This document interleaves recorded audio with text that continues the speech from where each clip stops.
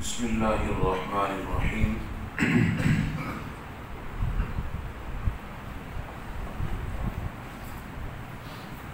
الحمد للہ رب العالمین والصلاة والسلام علی سید الانبیاء والمرسلین وعلی آلہ وصحبہ اجمعین اما بعد۔ سورہ احزاب شریف کی 59 آیات جن کا ترجمہ اور تفسیر ہم پڑھ چکے ہیں، آیت نمبر 60 اور 61 اللہ تعالیٰ نے ارشاد فرمایا، بسم اللہ الرحمن الرحیم، لَإِن لَّمْ يَنْتَهِ الْمُنَافِقُونَ وَالَّذِينَ فِي قُلُوبِهِم مَّرَضٌ وَالْمُرْجِفُونَ فِي الْمَدِينَةِ لَنُغْرِيَنَّكَ بِهِمْ ثُمَّ لَا يُجَاوِرُونَكَ فِيهَا إِلَّا قَلِيلًا مَلْعُونِينَ أَيْنَمَا ثُقِفُوا أُخِذُوا وَقُتِّلُوا تَقْتِيلًا سُنَّةَ اللَّهِ فِي الَّذِينَ خَلَوْا مِن قَبْلُ وَلَن تَجِدَ لِسُنَّةِ اللَّهِ تَبْدِيلًا يَسْأَلُكَ النَّاسُ عَنِ السَّاعَةِ قُلْ إِنَّمَا عِلْمُهَا عِندَ اللَّهِ وَمَا يُدْرِيكَ لَعَلَّ السَّاعَةَ تَكُونُ قَرِيبًا۔ اللہ تعالیٰ نے ارشاد فرمایا، لَإِن لَّمْ يَنْتَهِ الْمُنَافِقُونَ، اگر منافق اپنی حرکتوں سے باز نہ آئے، وَالَّذِينَ فِي قُلُوبِهِم مَّرَضٌ، اور وہ لوگ کہ جن کے دلوں میں مرض ہے، بیماری ہے، وَالْمُرْجِفُونَ فِي الْمَدِينَةِ، اور مدینہ منورہ میں جھوٹی افواہیں پھیلانے والے، لَنُغْرِيَنَّكَ، ہم ضرور بضرور آپ کو ان پر مسلط کر دیں گے، ثُمَّ لَا يُجَاوِرُونَكَ فِيهَا، پھر وہ زیادہ دیر مدینہ مطیبہ کے پاس ٹھہر نہیں سکیں گے، إِلَّا قَلِيلًا، مگر چند روز،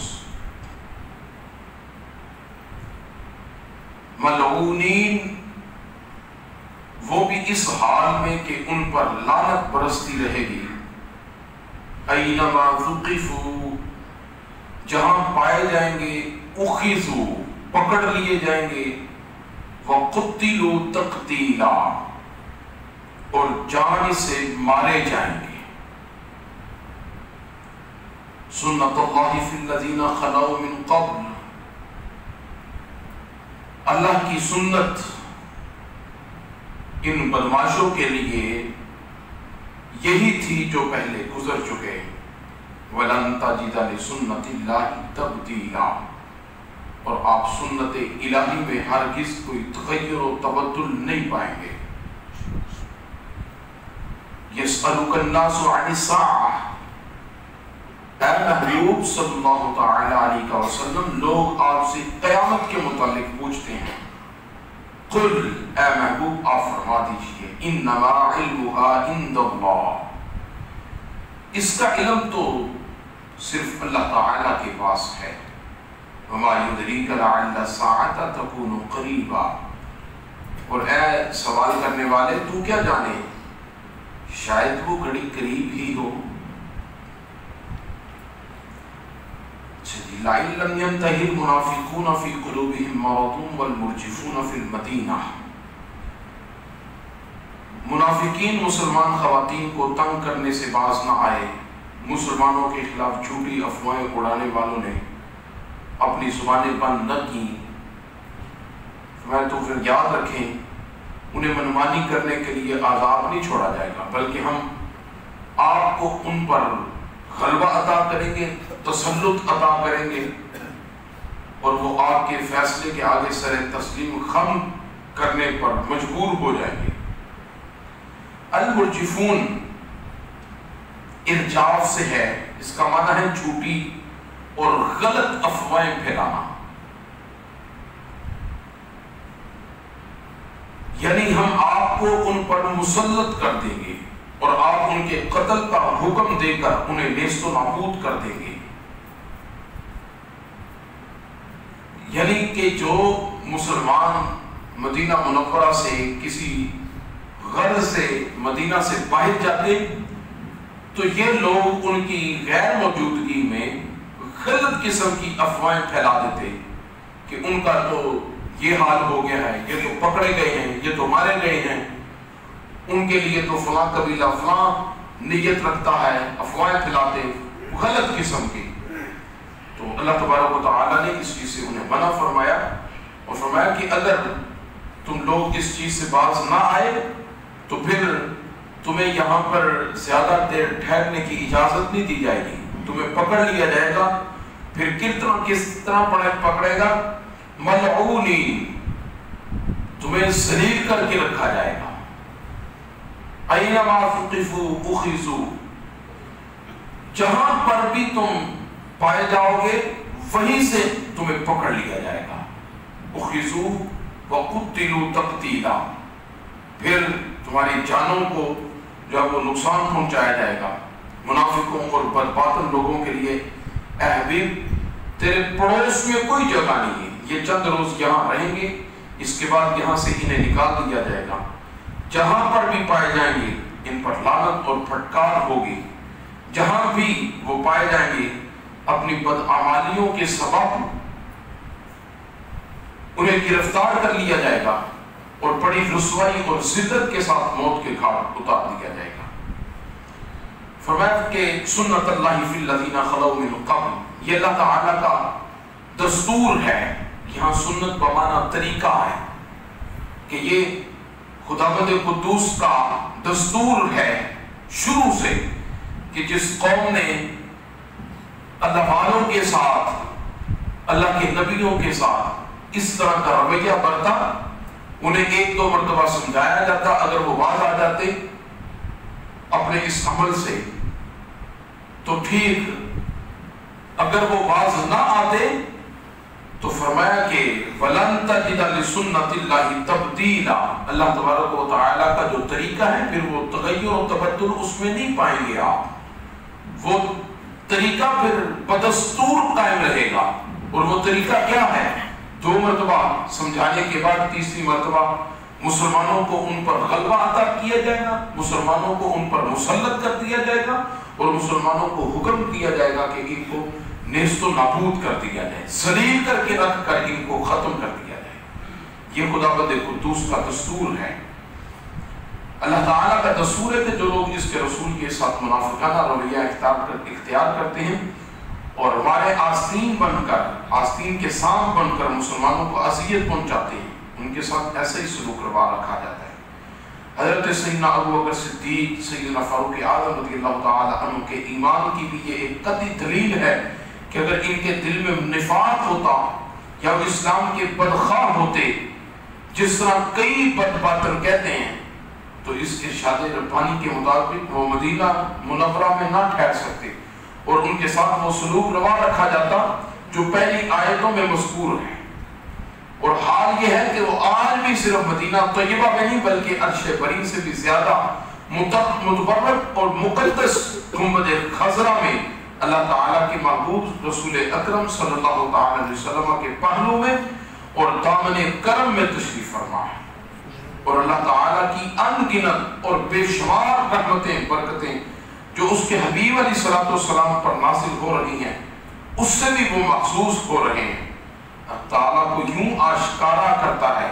لیکن دل کے اندھے اور نور حق کو پھر بھی نہیں دیکھ سکتے۔ مدینہ طیبہ کو اللہ تعالیٰ نے وہ شرف بخشا ہے کہ مدینہ منورہ میں منافق زیادہ دیر نہیں ٹھہر سکتا، زیادہ دیر مدینہ منورہ میں منافق نہیں ٹھہر سکتا. جتنے دن ٹھہرے گا وہ چند دن ٹھہرے گا، اس کے بعد اس کی منافقت ظاہر ہوگی، یا تو وہ اپنی منافقت سے باہر آ جائے گا، یا وہاں سے نکل جائے گا، یا پھر وہ مارا جائے گا. پھر اللہ تعالیٰ نے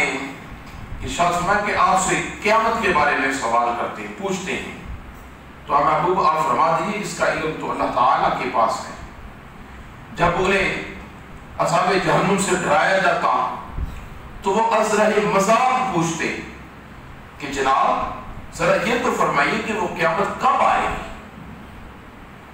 جس سے آپ ہمیں ڈراتے ہیں. وہ اس لیے نہیں پوچھتے تھے تاکہ وہ توبہ کریں اور اپنے کرتوتوں سے باز آ جائیں، اس لیے ان کے حسب حال جواب دیا گیا کہ قیامت کا علم اللہ تبارک و تعالیٰ کے پاس ہے، اور اللہ تبارک و تعالیٰ جل مجدہ الکریم نے اس گھڑی کو مخفی رکھا ہے. دیکھیں حضور علیہ الصلوۃ والسلام کی بارگاہ اقدس میں جب لوگ سوال کرتے تو اس کی دو کیفیتیں ہوتی ہیں. ایک کیفیت یہ کہ جب منافقین اور کافر حضور علیہ الصلوۃ والسلام سے پوچھتے تو حضور کریم علیہ الصلوۃ والسلام ان سے ارشاد فرماتے ہیں کہ یہ اللہ تعالیٰ کے پاس ہے اس کا علم، خدا کے سوا اس کا علم کسی کو نہیں ہے. اور یہ برحق ہے کہ اللہ تبارک و تعالیٰ کے پاس قیامت کا علم ہے اور قیامت کے علم کو مخفی رکھا گیا ہے. خدا کے سوا کسی کو قیامت کا علم نہیں ہے. مگر اس کی دوسری توجیہ یہ ہے کہ اللہ تبارک و تعالیٰ کے پاس قیامت کا علم ہے، خدا کے سوا کسی کو نہیں، مگر اس سے یہ لازم نہیں آتا کہ اللہ تبارک و تعالیٰ کے سوا کسی کو قیامت کا علم نہیں. تو کیا اللہ تعالیٰ اگر کسی کو قیامت کا علم عطا فرمانا چاہے تو کیا عطا نہیں فرما سکتا؟ خداوند قدوس اگر قیامت کے علم سے کسی کو آگاہ کرنا چاہے تو کیا وہ آگاہ نہیں کر سکتا؟ دیکھیں حضور نبی کریم علیہ الصلوۃ والسلام کے پاس یہ منافقین اور یہ کافر یہ پوچھ رہے ہیں، اور آپ بخاری شریف کی حدیث جبریل اٹھا کر دیکھیں تو حضور نبی کریم علیہ الصلوۃ والسلام سے جبریل امین علیہ الصلوۃ والسلام سے پوچھا کہ یا رسول اللہ صلی اللہ علیہ وسلم قیامت کا کب ہے؟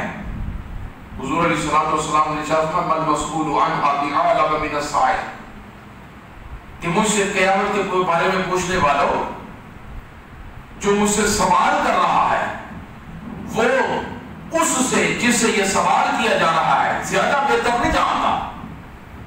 یعنی حضور علیہ الصلوۃ والسلام نے ارشاد فرمایا کہ یہ علم تو اللہ تعالیٰ کے ہاں ہے، لیکن ساتھ ہی کریم آقا علیہ الصلوۃ والسلام نے ارشاد فرمایا من مسئول عنھا بأعلم من السائل. پھر فرمایا کہ قیامت کب آئے گی. کئی ایک نشانیاں کریم آقا علیہ الصلوۃ والسلام نے واضح فرمائی، بلکہ دوسری احادیث کو اگر ہم مطالعہ کریں تو یہاں تک فرمایا کہ قیامت جمعے والے دن آئے گی. حضور کریم علیہ الصلوۃ والسلام نے ارشاد فرمایا قیامت جمعے والے دن اور نماز عصر کے ٹائم آئے گی، عصر اور مغرب کے دوران آئے گی.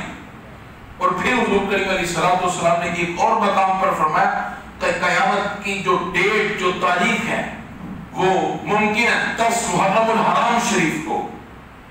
یعنی کہ یہ سارا کچھ عطا فرمانے کے بعد پھر پیچھے رہ کیا گیا ہے؟ صرف ایک چیز پیچھے رہ گئی کہ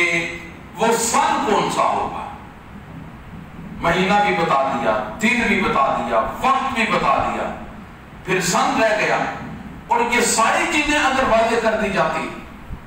تو پھر ہمارے درمیان ایک ایسی الجھن اور ہمارے درمیان سے ایک ایسا جو خوف قیامت کا ہے، جو ہیبت ہے، وہ اٹھ جاتی. ہر کسی کو پتا ہوتا کہ قیامت تو ابھی بڑی دور ہے. اس لیے اس علم کو مخفی رکھا گیا اور ہر کسی کے لیے یہ واضح کر دیا گیا کہ موت جس کے پاس بھی آئے گی اور جس پر موت طاری ہو جائے گی، سمجھ لیں جب اس پر موت طاری ہوئی اس کے لیے تو قیامت آ گئی. جس پر موت آ گئی اس کے لیے تو قیامت آ گئی. اس کے لیے اور کون سی قیامت ہے؟ لہذا اس چیز کو مخفی رکھ کر